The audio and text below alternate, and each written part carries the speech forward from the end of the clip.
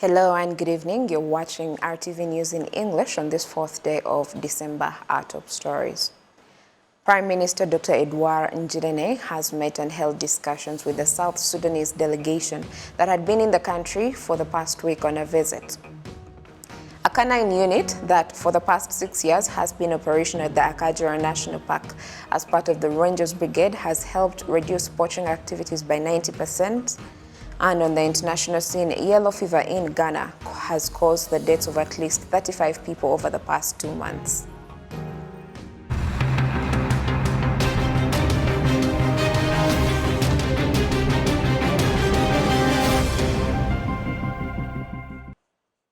Happy Saturday and a warm welcome to tonight's broadcast. My name is Gloria Mutesi.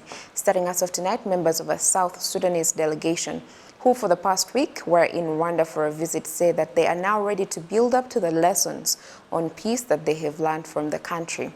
On Saturday, they met and held discussions with Prime Minister Dr. Edouard Njirene. Sage Nora begins our coverage tonight. The delegation included South Sudanese cabinet members, parliamentarians, as well as senior military and police officials. South Sudan ni igihugu cyagize ibibazo kuva cyabona ubwigenge. South Sudan is a country that has experienced problems right from the moment it got independence. Divisionism and almost constant clashes between warring factions.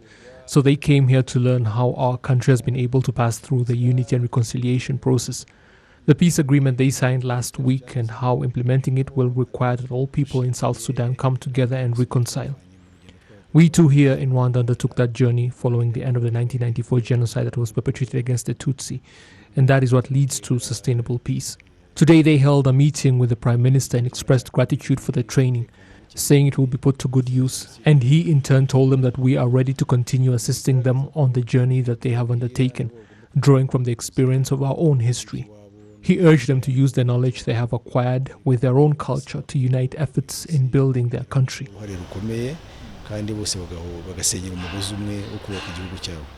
The members of the delegation reiterated that they are ready to apply the knowledge they have acquired here in Rwanda.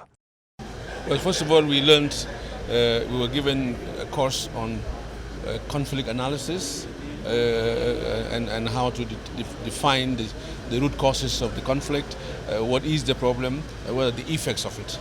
We were also given on governance, post-conflict governance training, and then we were given the experience of Rwanda about the genocide, about how to develop the military, developing the military, professionalization of the military, and then peace and reconciliation process through the Gasasa program, and then practical lessons from the bishop who took us through really practical matters. So we are going back very enriched in terms of looking at our conflict, developing homegrown solutions to our conflict, and how to professionalize the army and manage our security system. Questions were also asked about the state of the bilateral relations that exist between Rwanda and South Sudan.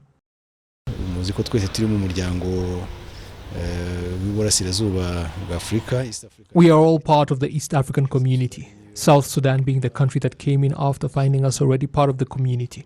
But even when it comes to bilateral relations, they are good.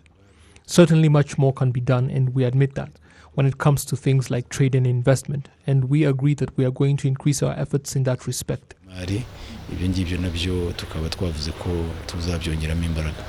During the week-long visit, the delegation visited the Kigali Genocide Memorial at Gisozi and were given explanations on how the genocide against the Tutsi was prepared and implemented, how it was eventually stopped, and how Rwandans have continued to champion unity and reconciliation ever since.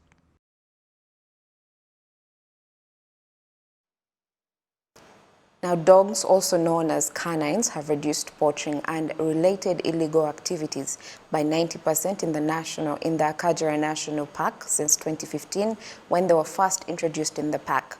As Ethan Tashubia reports, the canine unit, which is part of the wider park Rangers Brigade, have continued to brave days and nights, scorching sun and wild rains to protect the vulnerable wildlife from poachers in the national park, making it one of the most thriving tourism destinations in the country. Take a look.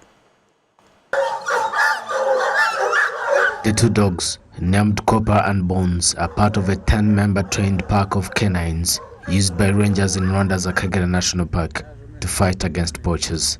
You don't want to fall on the wrong side of the conservation law when you're in the park, because when unleashed, they can easily break you into pieces.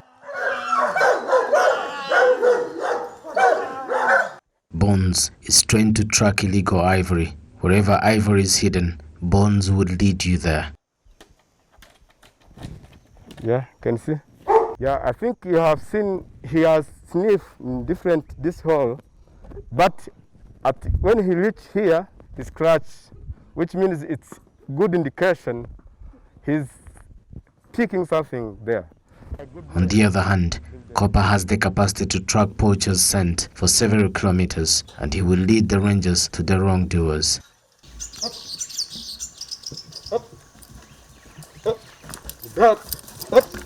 Good boy. Good boy. In an attempt to gauge their efficiency, we asked the rangers to demonstrate a moment of their routine work.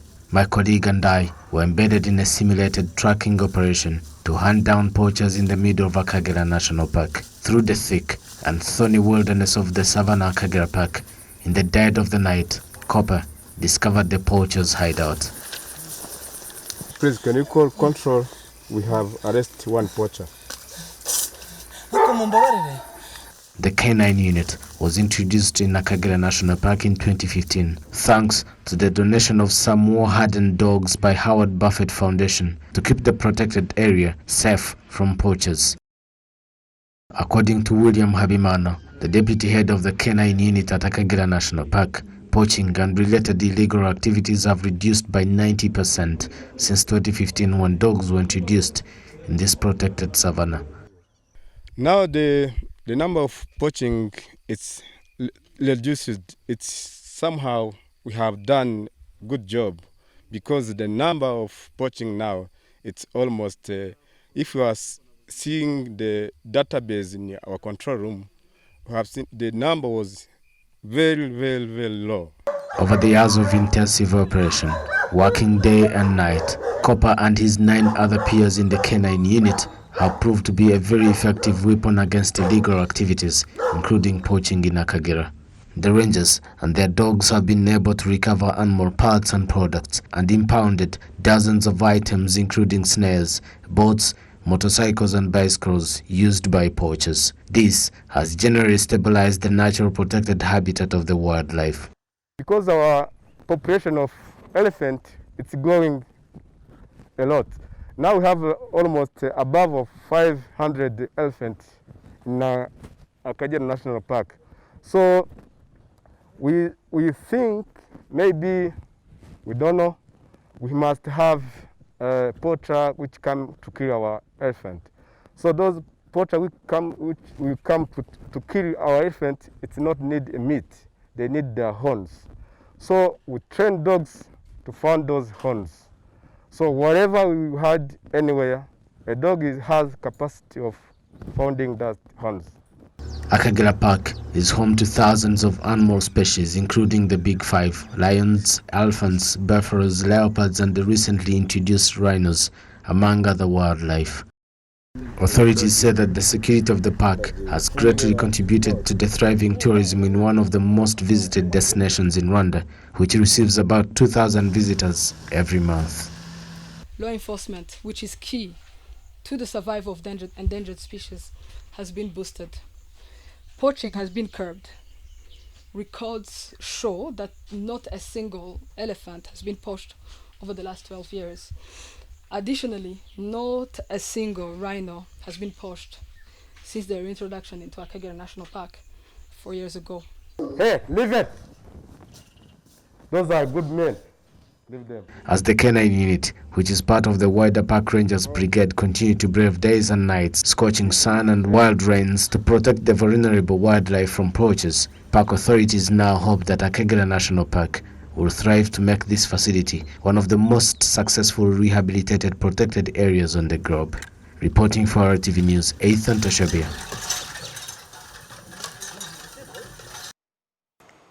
To Education Matters now, a special curriculum and schools for children with mental disabilities will be set up in Rwanda in line with protecting them from some of the problems they used to face. In Rwanda, about 12,000 children with Down syndrome are born each year, and 1/4 of them suffer from heart disease. Let's now hear from Innocent Mugabo. He is one of the children born with a mental disorder known as Down syndrome, which is sometimes associated with heart disease. He says the upbringing he received from his family and the knowledge he gained from school has enabled him to make progress in business ventures. I owe all this to my parents, who took good care of me and took me to school. I love them so much. The Rwanda Down Syndrome Organization's Musabe Edwige stresses that what these children lack to get to where others are is education and advanced medical care. In other countries, such children study up to university level through the special program, whereby they even get jobs through the government's effort in urging employers to also consider people with disabilities while making job recruitments. If they can do it, we can too. Ingabire Assumpta, the Minister of State in charge of social affairs, stresses that a lot is into plans including a school for children with such disabilities. It might not be one school, but what is more important is to put up a curriculum to make it easier for them to be educated, so that anyone else can set up the school or institution based on the government's program. The minister also notes that the government is considering ways to solve the problems faced by people with such disabilities as heart disease, which has often been proven to be difficult to treat because of the shortage of doctors in Rwanda and the medicines needed being expensive. As the issue of accessing healthcare using medical insurance got solved, so the issue to do with their medicine will also be analyzed, and we will see what can be done. In Rwanda, about 12,000 children with Down syndrome are born each year, and 1/4 of them suffer from heart disease. Historians have observed that the fact that Rwanda has managed to rebuild herself after the 1994 genocide against the Tutsi and even been able to assist other African countries is only possible thanks to the resilient culture that Rwandans always had. Let's now hear from Jocelyn Mugwaneza. Mount Kigali is a hill that still has signs of the kingdom that once existed in Rwanda, including symbols of the legacy of King Kigeli IV Rwabugiri that ruled Rwanda in the 19th century. Experts in history say Kigali itself was founded starting at that location by King Cyilima Rugwe in the 14th century. Over the centuries, the reliant Rwandan spirit helped the kingdom to expand, and later as republic, it also helped the country to survive what few can. The body of Rwanda was tortured, was assaulted. The body succumbed, but the spirit never did. Innocent Nizeyimana, a researcher and historian, has confirmed that the Rwandan spirit is something that has persevered through the centuries. Rwandans were ruled by Abanyabungo for more than 11 years while despising them, but they didn't accept it. They kept on finding a way to fight them back. They used to provide information to Ndori that later came as Ruganzu. They would send Kavuna as a messenger to tell what is going on, and then they would plan on how to fight the foreigners. Ruganzu came back and fought the battle, and then Rwanda was peaceful again. If we look at some other examples, the colonialists came and disrupted things in Rwanda before returning to his country. He left someone behind to serve their interests. But Rwandans that fled did not stay there. They came back to their country and started to teach their young ones about unity. They kept on teaching them about Rwanda, and they did not stay in refuge. They had in mind that the country is theirs and they can return anytime. This helped the RPF. The RPF drew from the spirit of the ancestors.